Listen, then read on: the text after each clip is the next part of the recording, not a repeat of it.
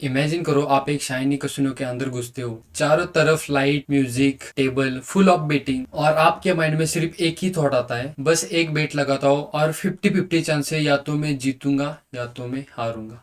गलत। कसिनो में कभी 50-50 चांस नहीं होता, क्योंकि कसिनो गैम्बलिंग नहीं करता, आप गैम्बलिंग करते हो। कसिनो के पास एक प्रूवन एज है, कसिनो के पास एक प्रूवन स्ट्रैटेजी है, वो स्ट्रैटेजी या एज मैथमेटिकली डिजाइन है उनके फेवर में। इट डजेंट मैटर कि एक गैम्बलर हारता भी है और जीतता भी है। कसिनो के लिए मैटर करता है कि अगर 100 बेट्स प्लेस हुए तो कसिनो 100 बेट्स कितना प्रॉफिट करेगा, and that is exactly why there is saying the house always win. Similarly trading में भी ऐसा ही है। अब आप फोन खोलते हो, ब्रोकर ऐप ओपन करते हो और सोचते हो कि मैं ट्रेड को एग्जीक्यूट करूंगा और या तो 50-50 चांस है, या तो मैं जीतूंगा या तो मैं हारूंगा।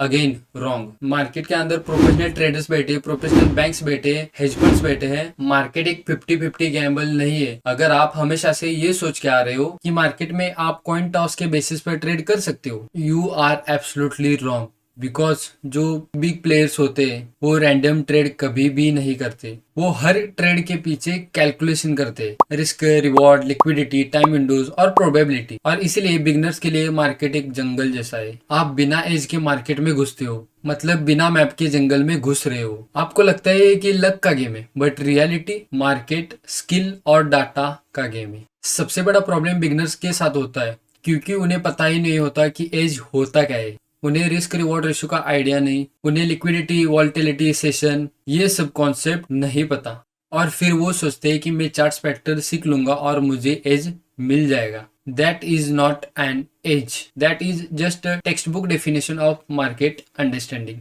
आपको लगता है कि मार्केट में ऐसा होगा तो मैं ऐसा करूंगा। कितनी बार आपने चार्ट पैटर्न देखा होगा, फिर वो बाद में फेल हो गया होगा, क्योंकि वो एज बिल्कुल नहीं है। अब देखते हैं कि एज सिंपल लैंग्वेज में क्या है। एग्जांपल लेते हैं कि आप ऑब्जर्व करते हो कि लंदन सेशन ओपन होता है और एशियन सेशन क्विट होता है, तब गोल्ड में बड़ा मूव आता है। अब आप इस ऑब्जर्वेशन को 200 ट्रेड्स पर टेस्ट करते हो और आपको बाद में ये पता लगता है कि एक 70% वर्क करता है, तो कॉन्ग्रेचुलेशन, ये आपका एज है। अगर आप चार्ट्स पैटर्नों को एज समझते हो, then how many time have you tested it? कितनी बार उस पैटर्न को लाइव मार्केट में टेस्ट किया है? बहुत लोग सोचते हैं कि मैं मार्केट में घुसूंगा, ट्रेडिंग स्टार्ट करूंगा और करते करते सीख जाऊंगा, बट आप करते रहोगे और इसी वजह से 90% लोग अपने ट्रेडिंग के फर्स्ट ईयर में ही ट्रेडिंग क्विट कर देते हैं। बट अगर आप एक बिगनर हो, क्या आपका ट्रेडिंग टाइम विंडो फिक्स है? क्या आपका इंस्ट्रूमेंट फिक्स है? या कभी फॉरेक्स, कभी क्रिप्टो या कभी गोल्ड? क्या आपका रिस्क मैनेजमेंट फिक्स है? क्या आपको पता है कि आपका अच्छा दिन कौन सा है और वर्स्ट दिन कौन सा है? अगर आपको यह आंसर नहीं पता तो आप टोटली गैम्बलिंग कर रहे हो।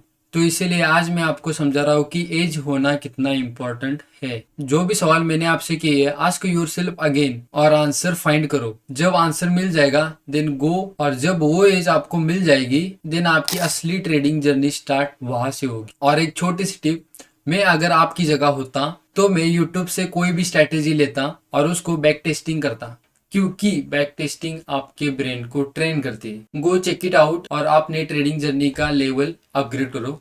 All the best.